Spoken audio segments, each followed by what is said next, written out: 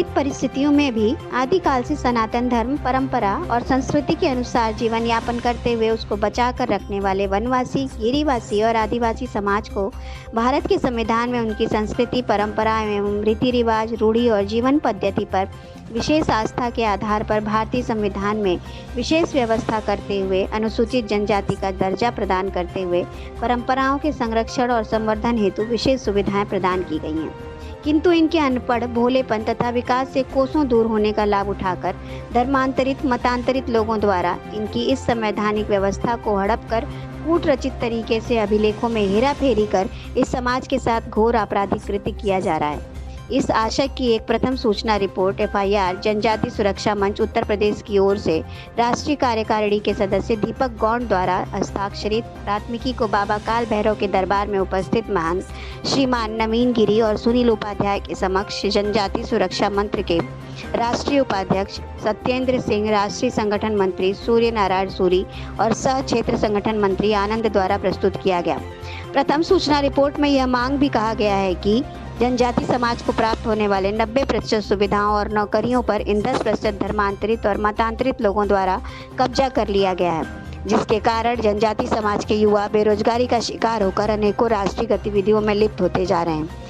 इस संबंध में माननीय उच्चतम न्यायालय की दिनांक 28 जनवरी 2004 और 28 मार्च 2006 के निर्णय और आदेशों का हवाला देते हुए उनके संवैधानिक अधिकारों की रक्षा करते हुए दोषी व्यक्तियों और संस्थाओं के विरुद्ध कठोर कार्यवाही करने की प्रार्थना की गई है।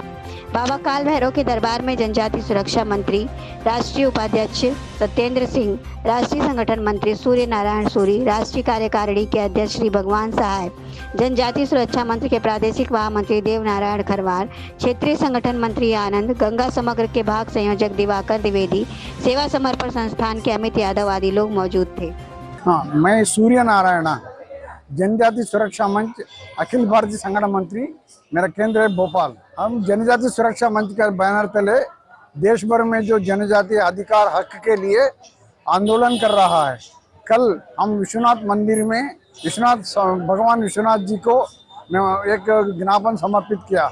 आज अपना काशी में रहने वाला कोतवाल जो है अपना काला भैरव को आज हमारा ज्ञापन समर्पित किया है। जनजाति समाज का अधिकार और हक जो है, इसके लिए केंद्र सरकार के लिए हम निवेदन कर रहा है। जो 341 आर्टिकल जो है उसका अनुसार 342 में भी संशोधन होना चाहिए। जो धर्मांतरित हुआ आदिवासी को आरक्षण सूची से, जनजाति सूची से डिलिस्ट करना है। डिलिस्ट का माध्यम से धर्मांतरण रोकना है और साथ साथ में जनजातियों का अधिकार को प्राप्त करने के लिए रास्ता सुझाव करना है। इसलिए हमारा देश भर का आंदोलन जो था, सड़क से संसद तक, ऐसा ही सरपंच से संसद तक जो रैली हो रहा है देश भर में। अभी देश भर में 12 रैलीज हो गया है, अभी 15 रैलीज होने वाला है। इस अवसर पर हम यहाँ काला भैरव को ज्ञापन समर्पित करते हुए हम निवेदन किया है, हमारा काम विजय प्राप्ति हो, सफल हो, जनजाति का कल्याण हो। मेरा नाम दीपक गौंड है, मैं जनजाति सुरक्षा मंच उत्तर प्रदेश सदस्य हूँ।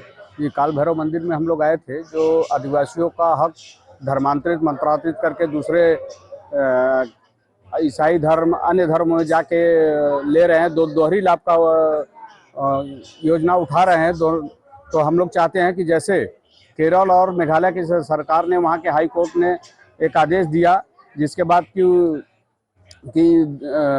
आरक्षण का लाभ और उनको बाहर करने का किया। इसीलिए हम लोग बाबा विश्वनाथ के यहाँ कल अर्जी दिए हैं, आज बाबा काल भैरव के यहाँ दिए हैं। जिस तरह से लोगों का मानना है कि बनारस में, काशी में रहने वाले व्यक्ति अगर विश्वनाथ जी का दर्शन करने के बाद काल भैरव को नहीं करते हैं तो अधूरा रह जाता है। उसी तरह हम लोग भी वहाँ कल ज्ञापन दिए और आज यहाँ ज्ञापन देने के बाद अपना कार्य पूर्ण किए और आगे के लिए और संसद से और सरपंच तक की लड़ाई लड़ेंगे। आगे के लिए हम लोग तैयार हैं, जैसा भाई साहब ने बताया उसके लिए हम लोग तैयार हैं।